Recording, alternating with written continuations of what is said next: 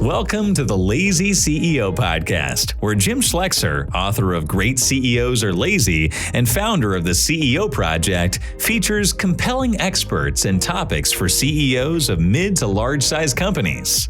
Now, let's get started with the show.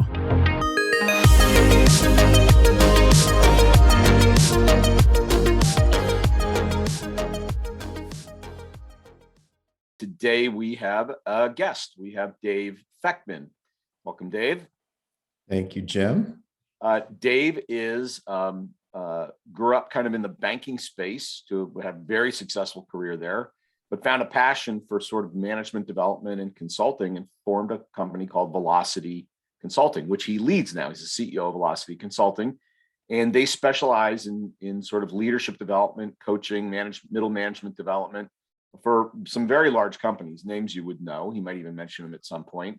But he has deep expertise in the space. And while I've talked about the topic before, we thought it'd be really interesting to get Dave's view on it and some of his insights that he can share for you. So this is basically, we figured out a way to get free consulting out of Dave, and we're gonna suck him dry today if we can. So he's a great guy. He's fun, and he's very happy to share some of his knowledge with us today. So Dave, I've talked before about, the criticality of management, middle management in particular. We talk about business model, processes, and leadership or talent. And, everybody's happy to spend on their executive team and get these A players there. Everybody's happy to go hire people that are sort of billable, customer facing. But once you cross about 100-ish people, the distance between those two spreads enough that you got to have people in the middle. And as entrepreneurs, it's a pretty profoundly unsexy place for us to spend time, effort, and money. And yet it can put a nail in your tire and really screw you up. So maybe you just take that sort of on as a starting place for the conversation of what have you seen in the space of middleman? What does it do to your company if you don't? And what are the implications? And then we can get into how to make it better, maybe. Sure. Yeah. Well, it's good to see everyone. I find with organizations, when they continue to grow and that need arises, generally they'll do a few things. One is they'll ignore it and they'll just overburden the executive team. And two models that I see most common is a spoken hub, where you'll have the CEO, and probably some of us are guilty of this, where all decisions run back and forth, and the CEO or the leader's directly involved in most decision-making in one way or another. The other is a really flat organization, maybe some supervisors below the CEO's direct reports.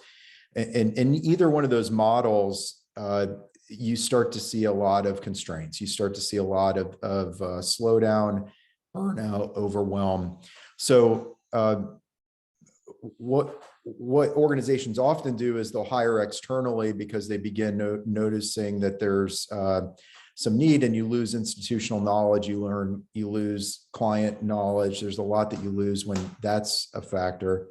Or you'll promote people too soon because somebody's the best in sales, or somebody is doing a really good job in the engineering team or wherever they're working. But they haven't been developed as a leader or as a manager. And we see those scenarios happen a lot. So you're right, Jim, and what happens when you promote somebody too soon, or they haven't been fully developed, now you're having to backfill the best person in that department who now doesn't know how to lead effectively, and the whole thing becomes problematic. Yeah. I always say, if you want to take a great engineer or a great salesperson to screw them up, make them a manager. Right. So, yeah. And that's what you do. You find the high profile, high performing, you go, you're really smart and really good. You get to be the manager, and it doesn't take into account, do they want to do the job? Are they going to be any good at the job? Do they have a propensity for it? And actually what we find is sometimes a good solid B performer in one of those functions is a better manager, right? And leave the high performers in the function, actually. Right. Yeah, and oftentimes, depending on how they're compensated, the high performers will actually make more money staying in their current role than they would if you promoted them. So I shared with Jim and Sharon a story that I think is relevant for all of us, and I'll just share it quickly. So one of our longer standing clients is a professional services organization in the construction space, and they were about 7 million when we began working with them, and that was during the Great Recession. At one point, they were much larger than that, and it was a very, very flat organization. You had the CEO, 2 vice presidents, and then there were some shared services off to the side, like HR and finance and whatnot, that also reported in the CEO. Well, after things began moving again economically, they began growing and didn't have a middle management tier. So we actually helped them establish a director level in the organization. This was a 25-year organization that never had or needed directors. And to your point, Jim, they were reaching that 100 employee mark. Yeah. Probably were closer to around 70, but nonetheless, it was overly flat. So we created a director level and invested a lot of time and effort in skill development, how to lead, how to develop, how to hold others accountable. And today they're knocking on the door of 30 million. And they attribute a lot of it to the investment in that middle management. And there's a few things that benefited from that. Not only was it the ability to take on more employees, but it really unencumbered the executives to do things. They've made some small acquisitions, so they were able to do some inorganic growth strategies.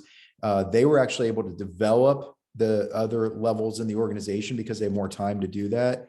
And the quality of work that they were delivering went up exponentially. So what they saw, more significant than their top line revenue growth, their profit margins increased significantly, because the investment in the middle managers, which you would think maybe would be a drain because you're carrying more overhead, the investment in them increased efficiency, productivity, and their margins went from low 20s into mid to high 30s. So, and that probably correlates to one of the observables that we see when somebody is deficient in middle management, is that they make mistakes. Their processes are not well thought out. There's nobody working that efficiency part of the equation. It's like get order, execute order, and we don't have time for any of that other stuff. But the deployment of people that think about efficiency of resources and how we execute things, they actually pay for themselves. And you wouldn't think they would, but they do actually in that way. So they reduce error rate and they improve efficiency. Those are kind of the two outcomes that we see out of a strong middle management competency. Yeah, absolutely. What was interesting is you would think, oh, you established this band that didn't exist before, and they collectively moved like this. Well, we all know that's not the real world, right? There were some that got it and had natural innate leadership attributes, others that didn't, some that were technically stuck and they became more of a player coach.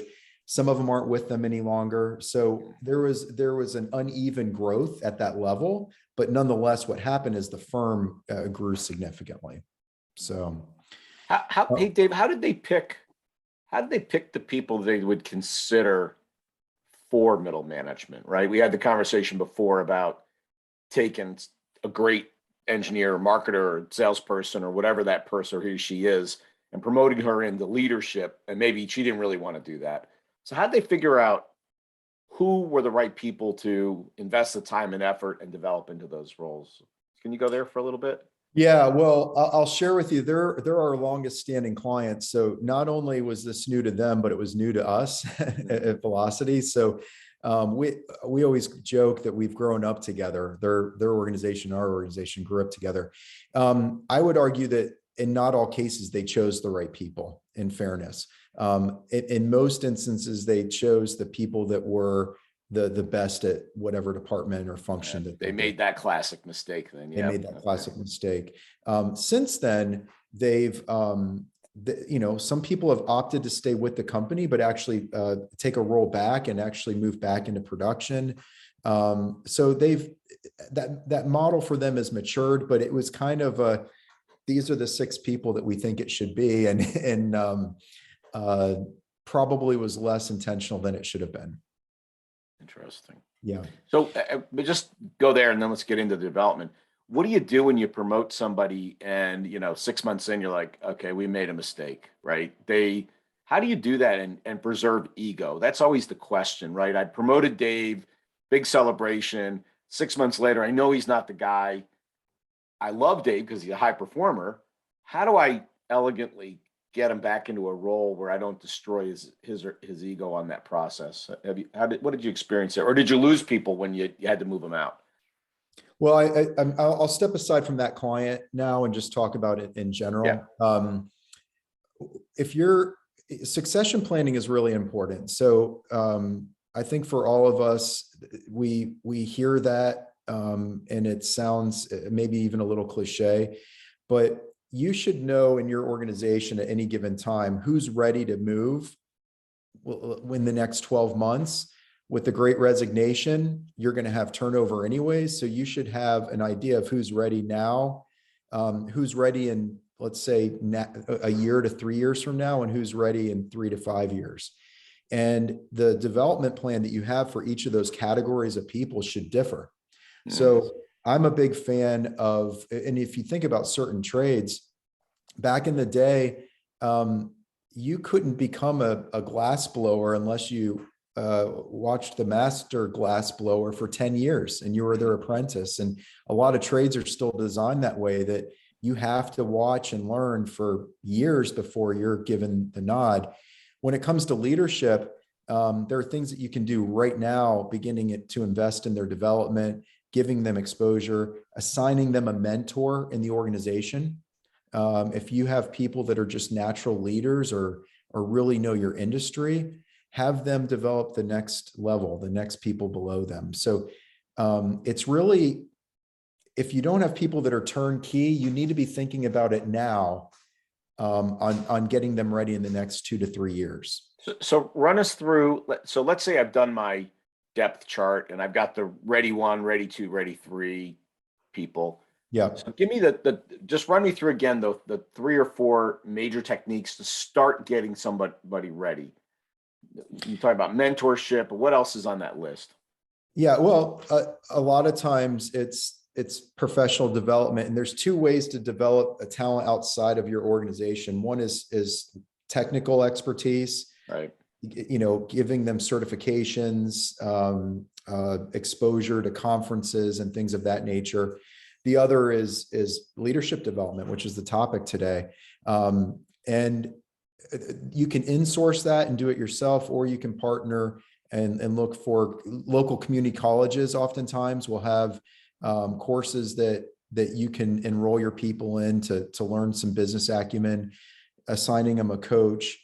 If you're going to do it yourself, there's a few things. One, nothing beats one-on-one interactions. So what I usually recommend to CEOs or small business owners is to skip level and to spend time with people 2 levels below you. And that way you're not hearing anecdotally what somebody's good or not good at, but you're experiencing it yourself. So skip level meetings, making sure that the high potentials leaders are spending time at least once a month meeting with them. This will also help with retention, not just development, but this will significantly help with retention. Assigning them a coach is a huge piece. But I think mentorship, somebody that they don't directly report into so they can be vulnerable and ask questions. And then just paying attention. I mean, as leadership, oftentimes we're outwardly focused on our clients, we're outwardly focused on our vendors and supply chain issues and all those sorts of things, but nothing's more critical to your long-term success than your talent. So let's separate that. I try to distinguish between leadership and management. And management is more of a technical skill, right? Project management, holding people accountable, things like that. Leadership is a little more ephemeral. So let's start with, is it even learnable? Right. Yeah. Well, all of us have an authentic way of being, And what I think a lot of young people do, let's not even assume that these middle managers or high potentials are young. They may have 20 years of experience even Sure. within the company, right? But oftentimes if people are being elevated into new roles, they'll emulate maybe their leader, they'll emulate other factors in their life, maybe a role model or a parent or somebody that they admired. But really, one of the things I encourage people as you're promoting them is to find their authentic way of being, because some people get across the finish line, and you think through sports too. Some coaches are high-fiving and screaming at the players and getting them fired up, and others are very calm and poised and are teaching them the nuts and bolts of the plays. Same is true in leadership. So helping people understand their who they are is going to be really important, because they'll wake up every morning with imposter syndrome. And that's one of the things I wanted to talk about today. If they're trying to be something that they're not, because they're already stretching themselves from now managing people that they weren't used to doing. They're already stretching themselves now with meeting higher expectations and goals and the stresses of making more money or whatever it is that they have. If they don't know who their own true authentic self is, that's going to be really challenging. Yeah, and I think all of us at one point or another go through imposter syndrome. I use the phrase, I'm just Jim. I'm this kid that was born, what am I doing running this company? This is just crazy, right? Why me? And so I think everybody goes through at various points, like, how can I be in this role and is, really me? And having said that, one of the coaching I give to people that are new on leadership is that everything matters. How you show up matters, because everybody's looking at you. And so if you've got those sort of stinking thinking going on in your brain and you need to show up a certain way, it really runs against itself. It's hard, I think. Yeah, I'm looking at my notes here because I have this. I don't mean to take you off some of your points you want to make. No. I had the opposite effect. Most people should struggle a little bit with imposter syndrome. Most people that have some humility probably do. But there's the other end, and a lot of young people actually have overconfidence, and overconfidence oftentimes leads to major blind spots. So if you're meeting one-on-one with these high potentials and these middle managers, and you've developed trust and rapport with them, you can point out to them their blind spots. And another thing that I would encourage everyone to think about is challenging these new leaders in ways where the risk level is low. So what I mean by that is giving them assignments where there's regular touch points, where you're allowing them to test their new leadership skills and in a way that's not going to put your business at risk. So giving them small bite-sized challenges that they're not used to, maybe putting together a team of people to do a task or a project within the company where they're the leader of that, and they're working cross-functionally, as an example, or interdepartmentally. Those sorts of things are going to help them develop some business acumen and some leadership traits that isn't going to put your business at risk. Interesting. Yeah, whenever I talk about leadership development, I think cross-functional team leadership is great, right? Because it gets you up and out of your silo. You have to work across functions. That's just, and there's two reasons there, I think. One is the learning that occurs. If I'm a marketing person, I understand how finance views the world, and that's different than how I view the world, which is really useful. But also, particularly in a little bit larger company, social capital gets established within the organization, sideways, right? So I've worked together with you, Dave, on a project, and maybe we had a beer or two after work. Next time I have a problem and I call you, I'll go, "Hey, Dave, it's Jim." And you go, "Oh, Jim, how you doing?" And now all of a sudden it gets easy, as opposed to if we have no social capital with each other, it makes it hard to get things done. So I think it builds not only knowledge, but also social capital, which makes them a more effective leader going forward in the organization. So both are important, I think. Yeah, I agree. So I have a question, Jim, for you or the rest of the team on the call. So what do you think if somebody has a brand in the company? So let's say you promote a middle manager and their brand is that they're really great person, but not great at meeting deadlines, or they're overcommit and under deliver, or they're really talented but have pointy elbows. I mean, whatever that person's brand is, a question I have for you or everyone else is, what do you do to overcome a brand that precedes you if you're now elevated into a new role? Or maybe you're managing your peers. You were a peer to these folks and now you're their leader. So if your brand precedes you and it's not great, what do you think should be done?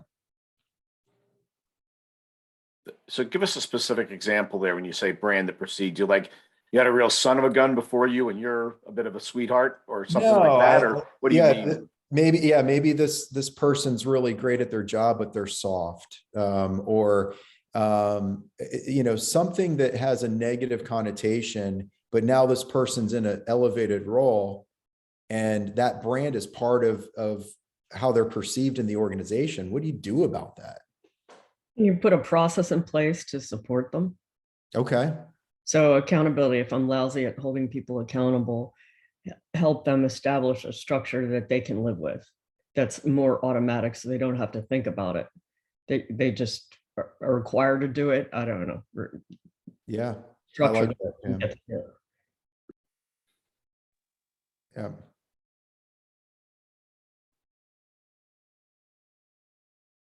Or people around them can help them succeed. Yeah, I don't know if anyone else has an answer. I've developed an opinion on this. That's where I'm asking the team, because I always love the answers that come out of it. But the opinion that I've developed is it's very hard to rebrand yourself. So you mean your prior brand into a new brand? Yeah. So I'll give you a quick response. Now I understand the question, because I didn't really understand your question. It's 2 to 1. In other words, if it took me a year to establish a reputation, it takes me 2 years of perfect performance in the new mode I'd like to be in before anybody believes it. Right. And the minute I screw up, they go, he's just like he always was. He hasn't changed. He said he was gonna, and he hasn't. So I'm not saying it's impossible, which maybe is where you're going, but I would say super hard, and 2 to 1 on the amount of time of exposure with no slip ups, which is super hard. So I agree with you. I think what I've seen successful, and the reason I asked this question is I think everybody on this call has somebody in your organization that has a brand that they wish they didn't have, or they're unaware that they have. A lot of times they're not even aware that everyone in the company perceives them in a certain way. It's a major blind spot. So I agree with you, Jim, and Pam, I loved your answer too. I think it takes that person knowing that what their brand is, so raising their self-awareness, but more importantly, it's going to take the leader's endorsement and helping it, without the leader helping redefine that person with everyone else in the organization and pointing out when that person is doing something that's different than that brand. I do believe it's impossible, because Jim, they are going to stub their toes. We're all humans. We're all going to make a mistake again. And the minute you do, let's say it's at the year, and using your formula, it's a year and a half into that 2 year. I know. Now they're back at ground zero again. Now they have 2 more years to redo. So it's an impossible way out of a situation, unless that leader declares that, hey, Dave's been working on his deadlines and his time management. I've noticed a dramatic improvement in Dave's performance, and people are, oh, yeah, you're right. Now that you mention it, I do too. And the leader reinforcing that new brand and that new way of being. So the reason I ask this is, if any of you are contemplating promoting somebody, or you have a middle manager that needs a little bit of a refresh in their brand, they're not going to get there without you. They're just not, because the 2 to 1 model, that's probably very accurate, and it's an uphill battle that most people can't overcome. I love what you're doing there, Dave. You're using actually pretty strongly academically supported psychological trick here, Yeah. which is confirmation bias. So if you're a son of a gun and you're trying to be a nice guy, I'm looking for proof that you're a son of a gun still, right? So my bias is he's a son of a gun and I look for confirmation. If the boss starts saying, no, he's a heck of a guy, man. You just don't know him that well. He really is a great guy. Like he just did that because of his environment. He really is I'm like, oh, well, let me see if I can confirm that data because now I've got a different bias. And every time I see directionally correct movement towards being a nice guy, I go, maybe the boss is right about this guy, right? So you're very subtly changing the bias, what I'm trying to confirm in the data I'm observing. What I think is really masterful. That's a great technique. It is. And the other thing is the person has to take ownership themselves and lean into the punch a little bit and even publicly declare, listen, I know I've been a son of a gun quite a bit over the years, but I'm mindful of that. And I want you to know, like, hold me accountable. I'm trying to rebrand. It's important to me. And I believe it's important to you and hold me accountable, good and bad. When you see me doing well, like, let me know, because I'm working really hard at this. That kind of declaration goes a long way. And again, we're talking about middle managers. If they're misbranded or even accurately branded, they will fail if others can't get behind them. I've seen guys that try to pull this move and they have a reign of terror for a period of time, right? And they go, I'm turning over a whole new leaf. You just tell me when I'm everybody is so terrified of this individual. If he had a public execution, they wouldn't say anything. So you've got to come from, like you said it in a very vulnerable and sincere way. I think you got to come from that place, which I think some people find very hard to do. Because of imposter syndrome and lack of confidence, they feel like they have to be shields up all the time to protect, because they know underneath that I'm afraid of where I am. I'm not confident in my position. So I don't let anybody in to see that. It takes a lot of confidence to be that vulnerable. Yeah, let me share one other story. I'll be vulnerable with all of you. At Velocity, we have a monthly newsletter, and I don't know, maybe it was 2 months ago, 3 months ago, I was at a conference down in Florida, and the newsletter came out, and I get an email from another client saying, "Did you mean to put this company's name in the newsletter?" And I'm like, what is he talking about? And it was written from me, I wrote it, whatever. Well, my team actually took some data from a case study that we were doing and didn't, like make it anonymous. And they put this client's name in. Fortunately, it was a good news story, not a bad news story, which was great. So I immediately called the CEO of that company. I'm like, hey, we made a mistake. She laughed it off. It was no big deal. But what I immediately did after I put the fire out was I called the person that made the mistake. And I told her, I said, listen, congratulations. You actually took a bold move. You enhanced something and it backfired. But I don't want you to be afraid to make mistakes. I don't want you to stop taking risks. I don't want you to stop being decisive. This was a mistake that could have backfired.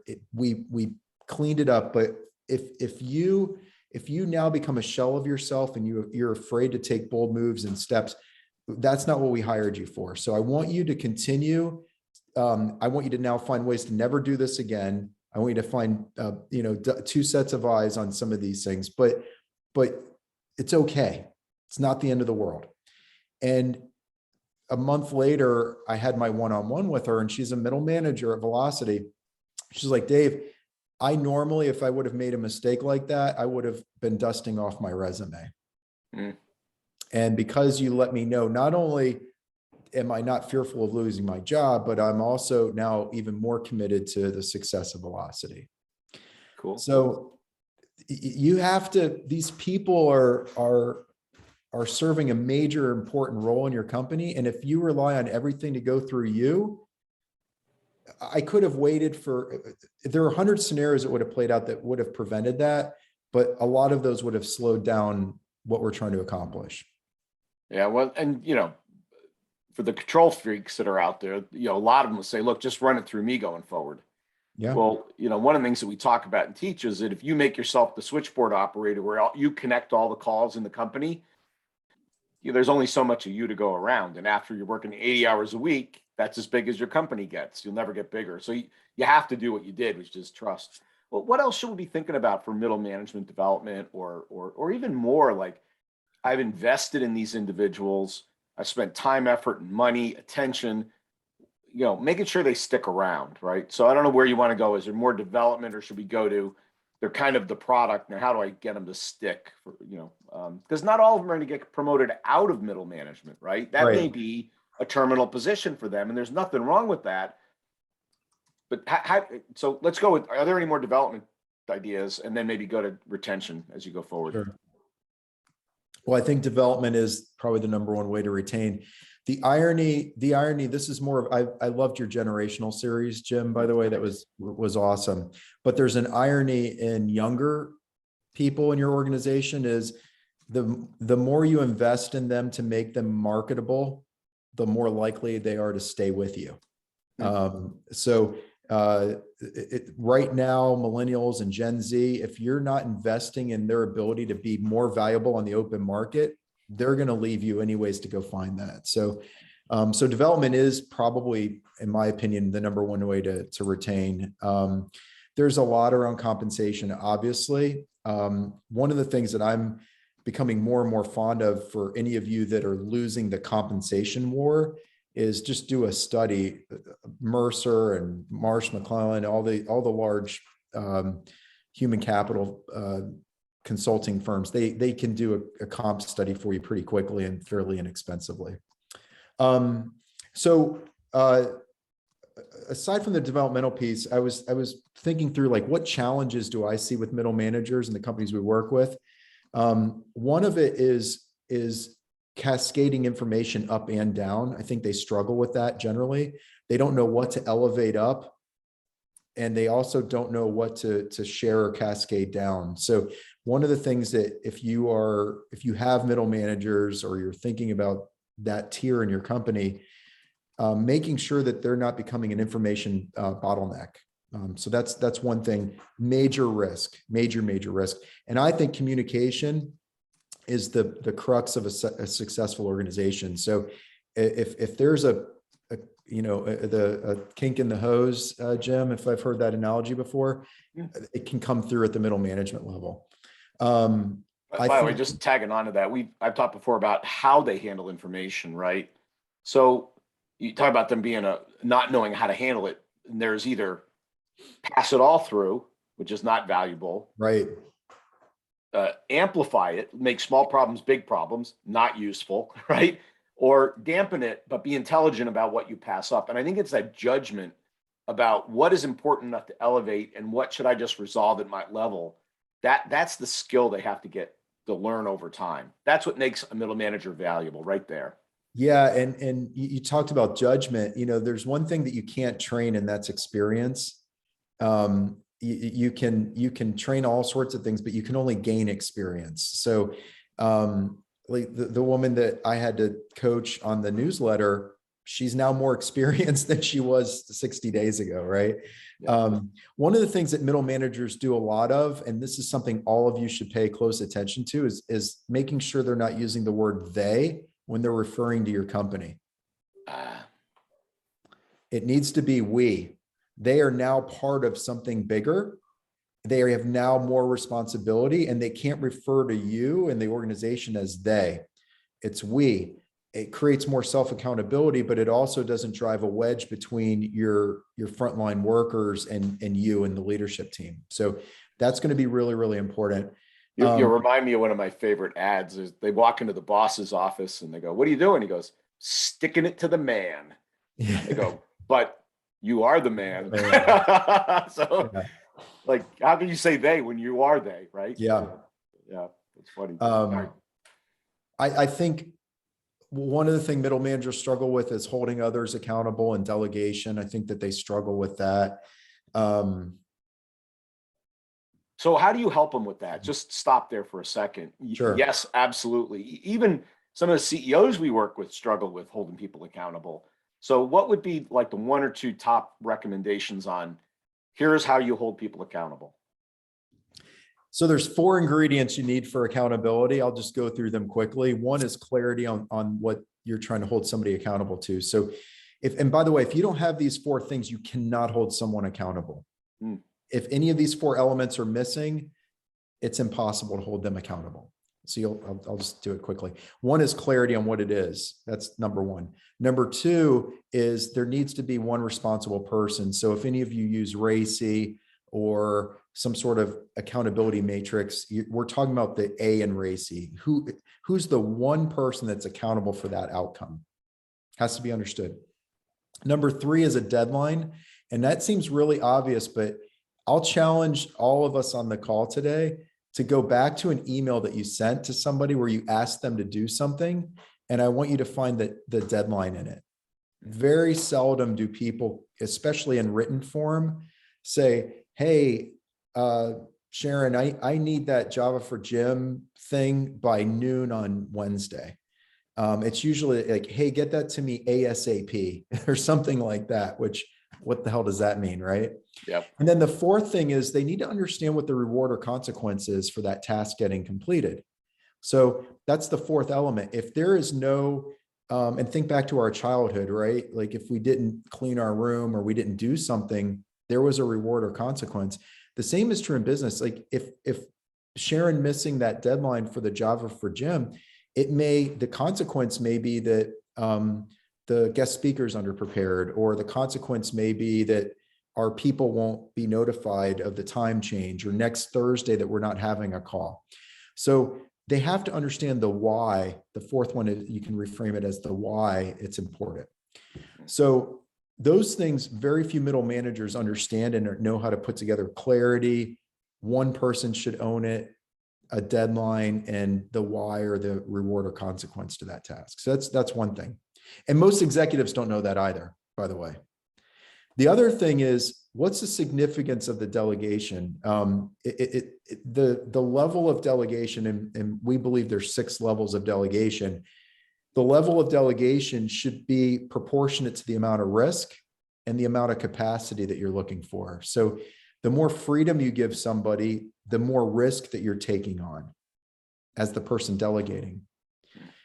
I'll give you an example of that in a second. And however, you're gaining a ton of capacity. So if I say, hey, Scott, do me a favor and schedule that meeting in San Diego, whatever you want to do, wherever we want to stay, eat, meeting space, just go ahead and schedule that by noon on Thursday, to use the done model. So Scott goes off and does it. I took on high level of risk. I'm assuming Scott's going to do it. A lower level of delegation would be, hey, Scott, do me a favor, go research 6 venues in San Diego. What I want you to do, though, is analyze the 6 options and let me know what you believe is the right choice so I can make a decision. So I delegated to Scott. I mitigated the risks because I'm still the decision maker, but he's freeing up my time because he's going to go research and make a recommendation. So most middle managers don't really understand how to differentiate. They're kind of a one size fits all on everything. I'm going to delegate the same way. I'm going to hold everyone accountable the same way. I'm going to inspire everybody the same way. And that just takes experience for them to gain some range. Interesting. Cool. That's my short answer on that question. No, great. I think we're fully aligned on this. Yeah, absolutely. Yeah. Talk about, if you would, the decision to go outside and hire someone versus develop inside. There are a lot of, especially with smaller companies, there are a lot of times there's a big debate about trying to develop people who need direction, who you've hired specifically because they take great direction, but aren't necessarily the ones who are going to rise to the director level. How do you make the decision? So whether I promote from within or hire externally? Mm-hmm. Yeah. Well, I would see what the business needs are. I think that's a little bit of a complicated response, because if you've done a good job, like we talked about earlier with succession planning, I know, Pam, where you're ready today on these attributes of the job, but where you need continued development. So some things I can do is I can give you some experience in those deficiencies, if you will, or I can hire a coach, or I can send you to the local community college, but I can do some things to offset where you're not fully developed. But if the risk is high and you're growing exponentially, and you're 3 to 5 years out from really being ready, Right. you're kind of forced to look externally. And now you have to socialize to all the people that you overlooked internally, why your company's not designed to promote from within. Yep. So the moral of the story is develop your people. That's the moral of the story. Yeah. Particularly at more senior levels, like a good growth strategy is going to have organic growth, right? Go acquire new customers, and it'll have an element of inorganic growth, which is go acquire a firm that is in the space and bulk up with that technique. Right. I tend to think of talent development at the same model. Mostly we want to be organic, provided we can get people developed quickly enough. When you're growing fast, this is a real challenge that people don't grow as fast as companies grow sometimes. And so you need to add an inorganic element, which is hire from the outside to supplant or extend the capacity of the people you have. If the model is exclusively inorganic, always go outside, we always acquire our talent, that's a sign of an unhealthy organization. Just like it would be if my only growth strategy was acquire companies and there was no organic growth built in my model. Yeah. So I tend to think of it as a health sign of what proportion of your talent, particularly at senior levels, is internally developed versus brought in from the outside. Yeah, I agree with that. I would be mindful for everyone listening, if you do need to go external, which again, I agree, Jim, is not only sometimes necessary, but smart. You can inject innovation in by going externally. You can inject fresh energy. There's a lot you can inject by every now and then going externally. But if you do that, I always describe newcomers to an organization. Usually it's like the white blood cells attacking this foreign entity. And you're even the healthiest cultures that we work with, those newcomers, people are sizing them up. They're threatened. They're jealous. They're going to just start attacking them either consciously or unconsciously. So you need to be really mindful of that if you hire externally, and try to mitigate that, and different ways to do that. You made me think of one question I had earlier, Dave, which is when somebody gets elevated into management. So yesterday I was working with you, and now today you're working for me. That feels like an incredibly difficult transition to make right there, right? We used to go to lunch and we were buddies and we complained about the boss together, and now I'm the boss, right? So Yeah. you got any insight there about when we coach people that we put them in a job, how do they make that transition to boss from a teammate? Yeah, well, we see that a lot. A lot of our larger clients, we work with several, large enterprises, and that happens a lot in corporate America. And generally the newly promoted person's tendency is to say, hey, nothing's changed. Well, that's very wrong and risky. A lot should change. So what we generally do is just tell them to meet with their buddies, that hopefully they'll still stay buddies, but they do have new responsibilities. They can't bitch about the they anymore. They can't do that. So what I always tell them to do is still go to lunch with them, but redefine what the new relationship looks like. Like, these are the things that are going to stay the same between us. Like, we're still going to do our fantasy football together every Friday. We're still going to go grab a beer after the softball game. Like, but these different things need to change. And I need you. If there's anybody in the company I need, it's you, because we've worked together a long time, and it's them kind of redefining what's similar and what's different. And they have to have those conversations, because likely one of two things will happen. Everyone will assume things are the same, and that'll really hurt the new leader and set wrong expectations. or major walls go up and people now, the relationships are unnecessarily damaged. So the conversation has to occur. Great, thank you. It's good. Where do you want to go next with this? Do you want to go to retention? Because I'm still worried about how do we keep these great leaders developed? I think a lot of it, I talked a little bit, one of the bullet points was around the 70-20-10 model. I'll explain what that is. So one thing that's important with middle managers, and this will help with retention, is you want their growth to be 70% experience. So you're giving them experience in their new role as a leader and their new responsibilities. 20% still needs to be exposure. They still need to be exposed and watching others that are more experienced than them do it. And 10% is going to be more formal training, whatever that means.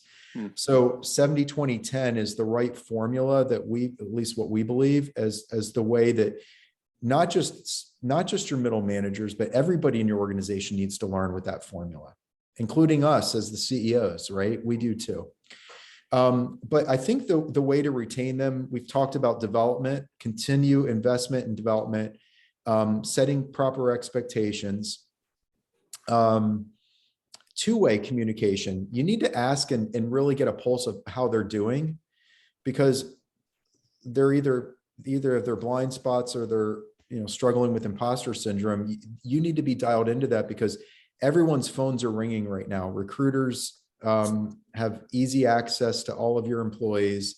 And I think through communication, development, making sure they're properly compensated, those are probably the big ones. And then making sure that your culture, and we're seeing this more and more now, the boomerang effect where people have left. A lot of our clients right now, because we've worked on developing a healthy culture, they've worked on developing a healthy culture. People realize the grass isn't greener on the other side, but now you're paying a premium to get them back on your squad.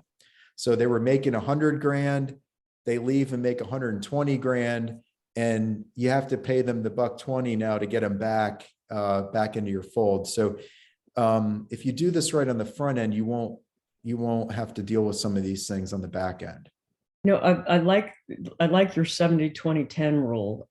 So often, say a venture capitalist or a private equity investor comes in and dumps money into the business, but you just don't have the people who are developed. The first thing they want to do is go out and buy some talent and bring it in, which is not the healthy thing all the time.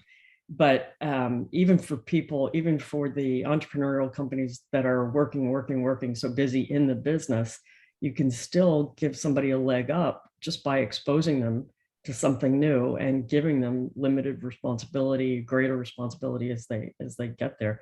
It can be done. We always hear that it's a pain in the patoot to teach that man to fish, but gosh, you're so much better when you do. Yeah, and I think Pam, I think limiting the risk in that, so giving them the ability to grow as leaders that aren't related to their job function. So again, being part of a task, a SWAT team that's working on an initiative, or allowing them to be mentored by somebody and challenging that new leader in ways that the risk isn't around their job performance. That's to me the safest way to do that for the company and for the person that needs that development. Interesting. Dave, if you don't have anything else sort of prepared, I was going to open up the questions, or is there any other last point you want to make before I do that? I have like 6 pages of notes, Jim, for a 30-minute meeting. So let's move to questions. Java with Jim is now 4 hours today, ladies and gentlemen. So go get a coffee. We'll be here for a while. Why don't we open up the questions? If anybody's got sort of a specific question about your organization or a question about something that Dave raised. Like I said, free consulting. So this is your opportunity to get somebody who would charge you a big pile of money and have them help you for free. Yeah. So one of the questions that we had earlier that I don't think that answers. Okay, you've got somebody, he's promoted. You promoted him up. You then realize, oops, this is not the guy. What do you do with him while saving his ego? It's tough, Gene. It's I think that one of the answers I would give is is really make sure the person's ready now or 2 to 3 years. So you don't want to promote somebody too soon, because it's really hard to take away that title or to put them back in. But what I would suggest is you want to create a development plan, maybe a 30, 60, 90-day development plan for that person that is very detailed. These are the things I need to see from you. But if you do find you need to take away some responsibilities, work on co-messaging with that person, because their ego is going to be the number one thing damaged in that. And you want to make sure that they're bought into whatever story or the rationale is that you're going to share with the rest of their peers and their employees of why they're moving back into a performer role. So work with them on that, not here, hey, you screwed up, you're not good at that. We love you though. We're going to put you back in the production role. That they're going to work on their resume. I think also you can't change their salary when you do that. So if I've given them a bump in comp, I got to leave them where they are. Now I can kind of red circle them and not give them significant raises till they get back in band, but you can't move them down and take their title and their salary and move them out of the nice office. It's just too much for one to take. If there's still a glimmer of hope, Gene, hire an executive coach or assign them an internal mentor. If it's not too late. Okay. Yeah. Cool. Any other questions? Anybody else want free consulting? Dave, just give us a minute on your firm. If somebody wanted to reach out to you guys for a little help, we've referred a couple of people to Dave because he's kind of great at this inside the organization culture and talent development stuff that we don't really do. So we're happy to have and Dave, by the way, is a member of the Inc. CEO Project too. So this is all completely incestuous. But so Dave, why don't you just talk a little bit about what your firm does? Yeah, well, we're 13, almost 14-year-old firm. We help with strategic planning, help develop leaders through training and coaching, and we focus on culture. So right now, with the Great Resignation, has been a great friend of Velocity. We've done really well with that. We have programming that helps organizations identify their current state from a cultural standpoint and what their ideal high performance state should look like, and coming up with plans and programs to help get them from where they're at to where they want to be. We generally are more relational than a transactional firm. So we like to come in, understand what our clients' needs are. And we work with Fortune 500s all the way down to organizations like ours and Inc. CEO. But yeah, we have a lot of fun. We care about the outcomes of our clients, and we become very vested in their success. So very similar, Jim, to what you and Sharon and Pam and the rest of your crew do from a sense of ownership of the outcome. So always. Well, great. Dave, thank you so much for doing this. I really appreciate it. You dropped some great knowledge bombs on us. Hopefully everybody took a few. Question. Oh, sorry. Yeah. Whoop. Got one question. Yep. Go ahead, please. Hey, Dave. Good to see you. We had a long chat in DC. Conference there. Quick question about assessing middle managers. I think a lot of what we discussed was based on the premise that of moving somebody into middle management, and then there was a little bit of discussion about, okay, they're in there.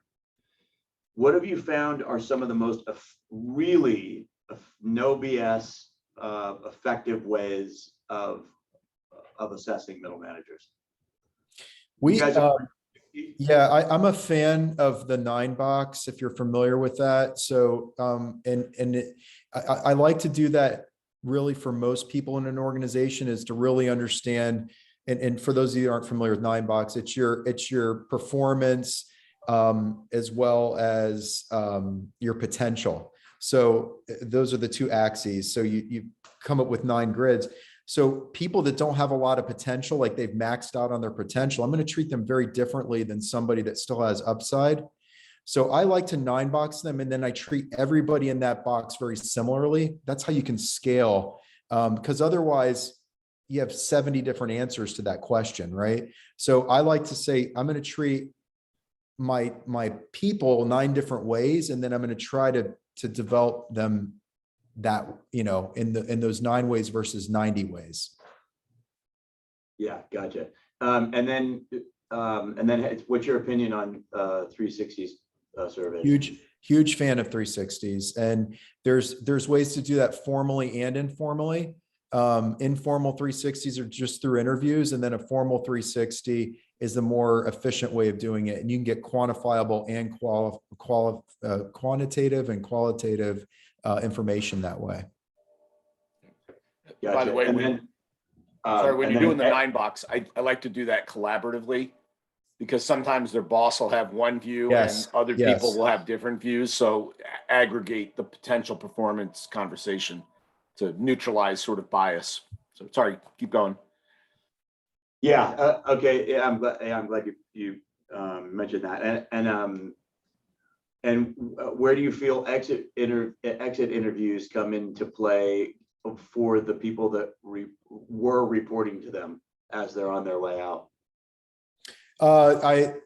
It depends on the, I'm a fan of exit interviews because you're going to learn something, but I also know that you can't fully weight an exit interview the same as you would. So I'd love to share with you my thoughts on giving and receiving feedback, basically where your questions are going. So I don't know, Jim, maybe I'll shoot my email address over if you could play Cupid, but yeah, happy to talk to you through some of these things.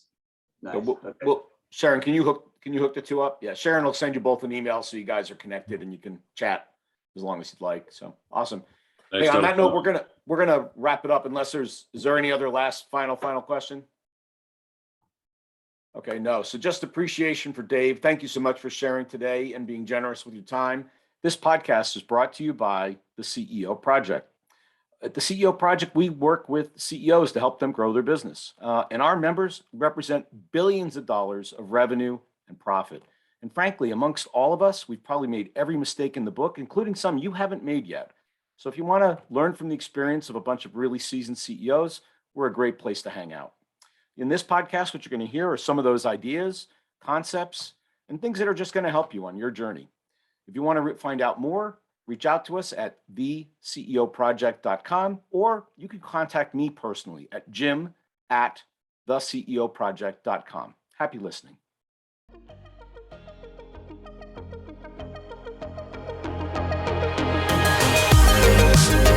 Thanks for listening to the Lazy CEO podcast. We'll see you next time, and be sure to click subscribe to get future episodes, and check out our website, www.theceoproject.com.